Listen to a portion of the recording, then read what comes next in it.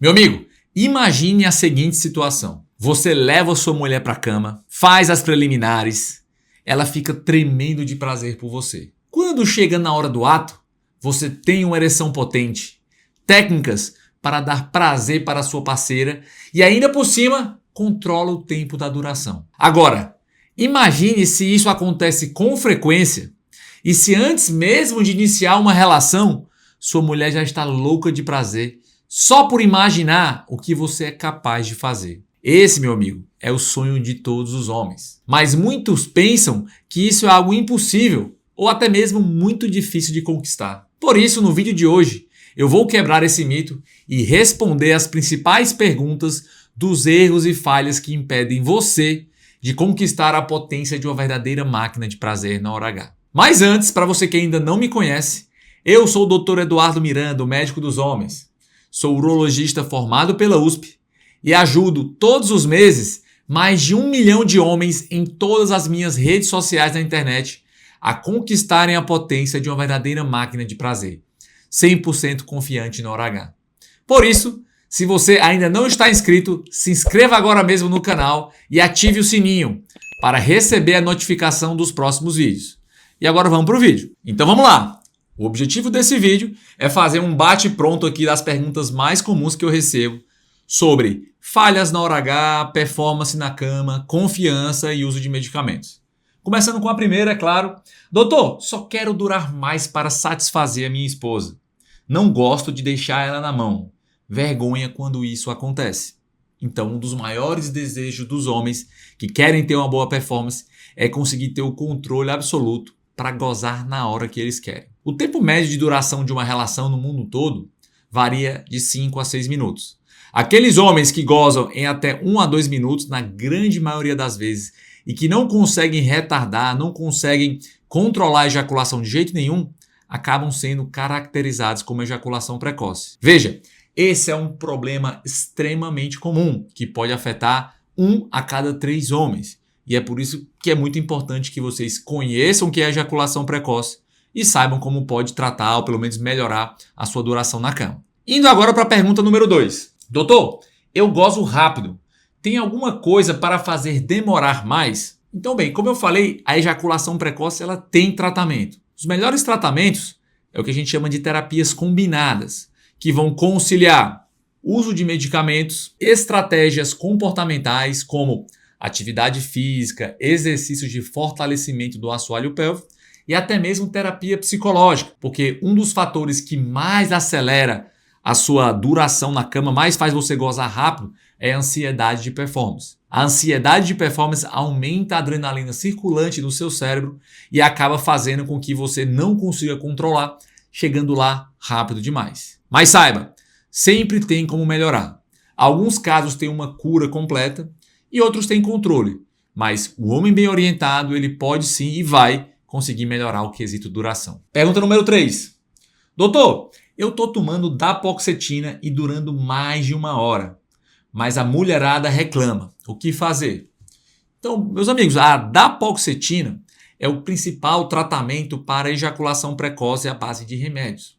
É o único medicamento que foi desenvolvido especificamente para esse fim. A gente sabe que existem muitos remédios, sobretudo da classe dos ansiolíticos e dos antidepressivos, que foram desenvolvidos para melhorar o tratamento da ansiedade e depressão, mas como efeito colateral, acabam aumentando o efeito e a ação da serotonina no cérebro e fazem com que o homem dure muito mais. A dapaoxetina é um remédio que não serve como antidepressivo, mas ele também mexe na serotonina. E ele é utilizado de forma pontual. O ideal é que o sujeito tome ali 1 a 3 horas antes do estímulo e com o estímulo correto, num bem bom, na hora H, ele vai acabar conseguindo durar até 3 vezes mais. O que acontece é que homens que não têm ejaculação precoce e inventam de tomar esse remédio para questões de performance, podem acabar caindo no outro espectro, que é a ejaculação retardada, definida como aquele sujeito que mesmo tendo uma boa ereção e um bom estímulo, não consegue gozar mesmo após de 30 minutos de estimulação intensa. Isso pode virar um problema. Então, se essa pergunta aqui for uma dor verdadeira, o que eu sugiro é, meu amigo, então não tome mais a dapaoxetina. Procure outras formas não medicamentosas, muitas vezes com aquela parte comportamental e até a parte de terapia psicológica para que você consiga durar mais sem ter os efeitos colaterais dos remédios. E agora vamos para a quarta pergunta.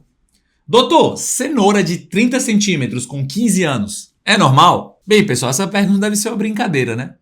É claro que existe muita dúvida, muito tabu sobre o tamanho normal do pênis masculino. Vou dizer para vocês que existem muitas controvérsias em termos de estudos que tentam apontar uma média que sirva para o mundo todo. O maior estudo já publicado tem mais de 15 mil homens e aponta a média como sendo 13,2 centímetros, querendo dizer que metade das pessoas tem menos de 13 centímetros e a outra metade tem mais. Alguns estudos brasileiros apontaram para uma média em torno de 14 centímetros. Eu até costumo dizer que isso não está muito diferente do maior estudo, e se você considerar um espectro mais amplo dos outros estudos, entre 13 e 14 centímetros é talvez a estimativa mais apropriada. Então, os sujeitos que têm pênis acima de 15 centímetros já estão acima da média. Acima de 20 centímetros já é bastante incomum. Agora, 30 centímetros é até difícil de acreditar. O maior pênis do mundo, já confirmado pelo Guinness, tem 34 centímetros. Um sujeito, inclusive, que não consegue ter relações sexuais, tamanha a ferramenta e tamanha a dificuldade de ter uma ereção satisfatória. Então, se você está ali entre 13 e 14, está bom demais. E é muito importante que você aprenda a fazer a medida correta. A medida correta do pênis, que se você fizer com o médico, ela é feita a medida flácida e esticada. Ele vai pegar o seu pênis, vai esticar ele, sem hiperesticar, e vai usar uma régua rígida para medir do seu osso púbico até a ponta. Tem homens que, ao fazer a medida, puxam pela pele e às vezes dá uma impressão dele ser um pouco maior. Tá? Então, é importante que vocês tenham noção de como é feita a medida e de que o mais importante para você ter uma boa performance não é o tamanho do seu amigão, é o que você sabe fazer com a ferramenta quando ela está bem rígida. Agora, meu amigo, antes de responder as duas últimas perguntas, eu preciso te dar aqui um aviso muito importante. Se você quer continuar melhorando a sua performance da cama, garantindo uma noite inesquecível com a sua mulher, com o amigão sempre duro como pedra e durando o tempo que ela precisar para ter o prazer, então você precisa dominar de forma prática os 3 fatores do homem-máquina. Por isso, participe do desafio Máquina de Prazer na Hora H, que é o meu treinamento online com exercícios práticos realizados em poucos minutos ao dia diretamente na sua casa.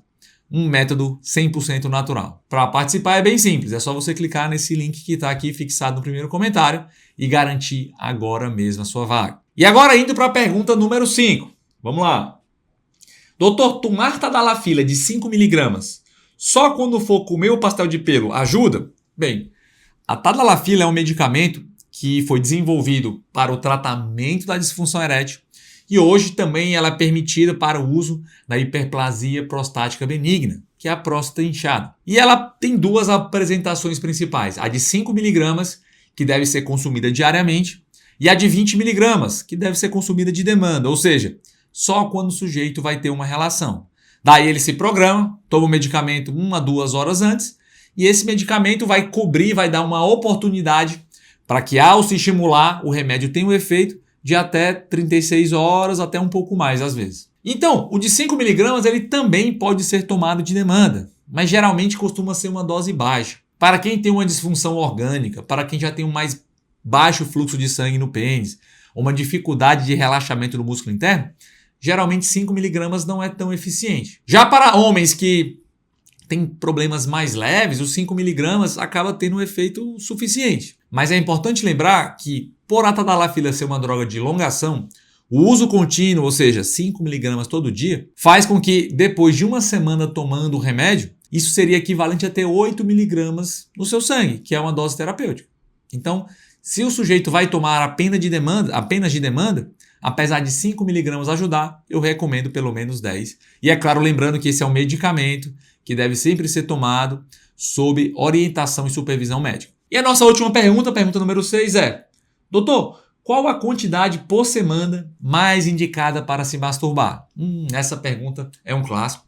Não existe um número fixo que é recomendado para manter-se sexualmente ativo, para prevenir ali a atrofia peniana. O mais importante é que o sujeito seja um homem ativo, combinando a masturbação com a atividade sexual. Na verdade, a nossa maior preocupação com a masturbação é o excesso. Então, um sujeito que se masturba todo santo dia pode até não ter problema algum, mas ele está chegando próximo aos níveis mais altos de sujeitos que têm uma frequência que pode eventualmente trazer ali uma diminuição da performance. Então, a minha recomendação geral é não passar de 2 a 3 vezes por semana para ficar num espectro mais favorável e não correr risco de ter interferência na sua performance. Meu amigo, se você gostou desse vídeo, mande a sua dúvida aqui embaixo, porque a próxima pergunta a ser respondida pode ser a sua. Até o próximo vídeo.